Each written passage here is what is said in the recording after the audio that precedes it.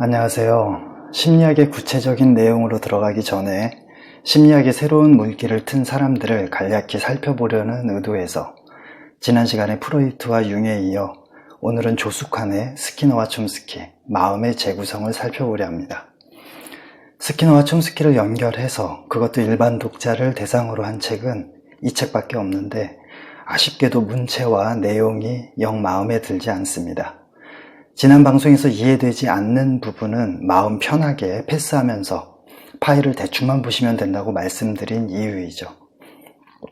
지적으로야 충분하다 못해 넘치겠지만 그것을 풀어내는 과정에서 몇 가지 매끄럽지 않은 점이 있습니다. 첫째, 언어의 본질 또는 언어의 기원 정도라면 몰라도 마음의 재구성이라는 제목은 내용과 아무 관련이 없습니다. 스키너는 마음을 언급하는 것 자체를 싫어했고 촘스키는 언어학자이기 때문이죠. 둘 다 마음과는 거리가 멉니다. 뭔가 그럴듯하고 있어 보이는 제목으로 독자들을 현혹한 셈이죠. 둘째, 글을 읽다 보면 대상이 일반 독자인지 전공자인지 수시로 혼동하는 듯한 인상을 줍니다. 조금 더 많은 걸 알려주고 싶은 좋은 마음에서 그랬을 테지만 일반 독자들이 소화하기에는 어려운 용어와 내용에 간략한 설명이나마 덧붙였으면 어땠을까 하는 아쉬움이 있습니다.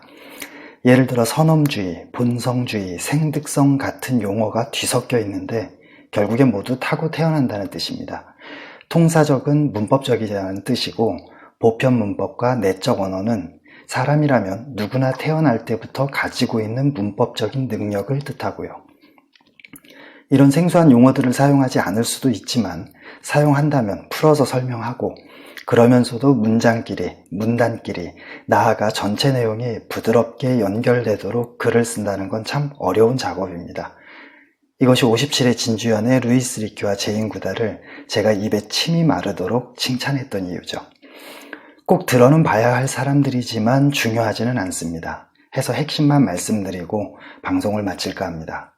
인간의 마음을 과학적으로 다루고자 태어난 심리학은 지난 방송에서 다뤘던 프로이트와 융에 의해 탄생하고 성장했다고 할 수 있습니다. 하지만 그 둘은 무의식이라는 어두컴컴한 지하실 탐험에 모든 초점을 맞췄죠. 햇빛 한 줌 없는 곳이라서 귀에 걸면 귀걸이, 코에 걸면 코걸이가 되는 해석이 난무했습니다. 그러는 사이 생리학자 파블로프가 심리학과는 전혀 상관없는 개의 침샘, 즉 타액을 연구하던 중 반응, 그러니까 뇌와 관련해서 중요한 사실을 발견합니다. 음식은 개가 100% 침을 흘리게 만들지만 종소리는 그런 반응과 전혀 상관없습니다. 그런데 음식을 줄 때마다 종소리를 냈더니 어느 날부터는 종소리만 들어도 개가 침을 흘리기 시작했습니다. 종소리와 음식이 동화, 즉 하나로 통합된 거죠. 1930년대 중반, 스키너는 파블로프의 실험으로부터 뇌란 외부 환경의 변화, 즉 조건이 달라지는 것에 맞춰서 기록되는 것이라는 영감을 받습니다.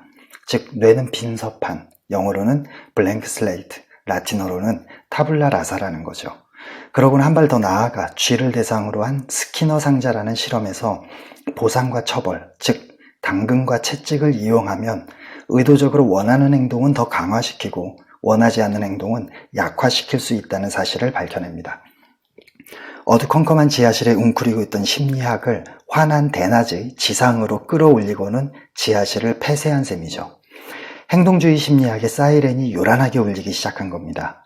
실험자가 환경이라는 조건을 이 상태에서 저 상태로 바꿈으로써 개나 쥐의 행동을 변화시킬 수 있습니다. 그래서 조건화 또는 조건 형성이라고 합니다. 다만 완전히 수동적이었던 파블로프의 개와는 달리 스키너의 쥐는 스스로 생각하고 판단하면서 버튼 또는 레버를 눌렀다는 차이점이 있습니다. 따라서 파블로프의 실험은 수동적, 스키너의 실험은 능동적이라고 하면 가장 이해하기 쉽고 깔끔하지 않을까요? 그런데 파블로프의 실험을 고전적, 스키너의 실험을 조작적이라고 이름 붙인 걸 보면 학자들은 그렇지 않은가 봅니다. 스키너는 여기에서 멈추지 않았습니다. 공상과학 소설의 대가 허버트 조지 웰스의 모로 박사의 섬이나 올더스 헉슬리의 멋진 신세계와는 정확히 반대되는 과학이 보여줄 유토피아를 그린 월든2라는 소설을 집필했고 그 이후엔 언어라는 것도 직접적인 사물 대신 강화와 약화라는 행동의 조건화를 위해 만들어진 것이라는 내용의 언어 행위를 출간했습니다. 그러자 언어학자 촘스키가 웃기는 소리 하지 말라며 씩씩댔죠. 언어의 언자도 모르면 조용히 입 다물고 있으라는 겁니다. 세계에는 수많은 언어가 있고 그 의미와 쓰임새도 모두 고유합니다. 하지만 모든 언어의 밑바탕엔 기본적으로 공통된 문법체계, 즉 보편문법이 있는 것도 사실입니다. 이 말은 보편문법은 인간이라면 누구나 태어나기 전에 이미 뇌에 그에 관한 프로그램이 설치된 상태로 태어난다는 거죠.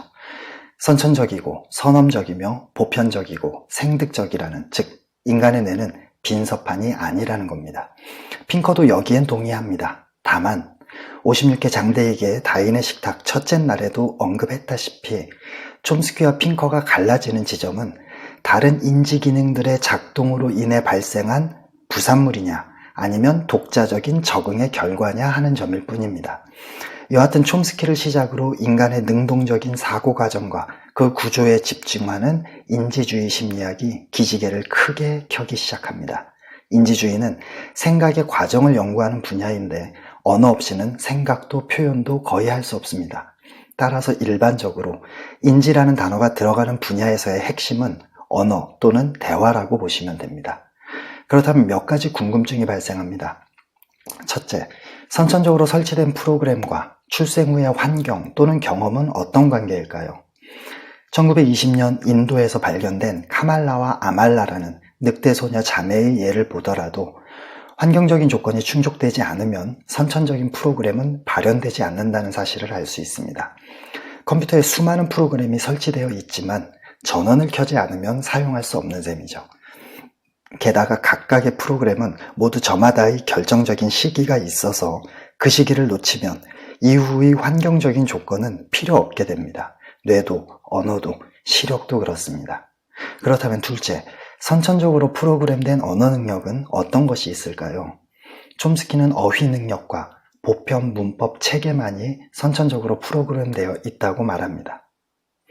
선천적으로 프로그램된다는 말은 결국엔 그런 일을 수행하는 유전자가 있다는 뜻인데, 그렇다면 언어 유전자라는 게 있는 걸까요? 이것이 세 번째 궁금증입니다.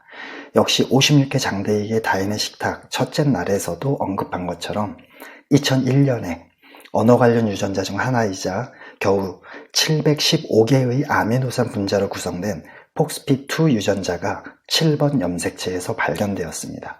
모든 포유류가 이 유전자를 가지고 있다는 것도 놀랍지만 더 놀라운 건 715개 중 침팬지와는 2개, 쥐와는 3개만 차이가 있을 뿐이라는 사실입니다. 희로애락이라는 감정을 느끼는 우리의 마음은 과연 어디에 있을까요? 보통은 마음이 아프다며 심장을 쓰다듬지만 사실 마음은 생각을 담당하는 뇌에 있습니다. 그것이 병원에서 사망 진단을 내릴 때도 심장이 멈춘 시기가 아니라 뇌의 활동이 멈춘 시기를 기준으로 삼는 이유일지도 모르고요. 따라서 다음 시간부터 본격적으로 살펴볼 심리학은 결국엔 우리의 생각과 마음과 감정, 그리고 그 모든 것을 컨트롤하는 뇌에 대한 탐구로 귀결됩니다. 고생하셨습니다. 다음 시간에 뵙죠.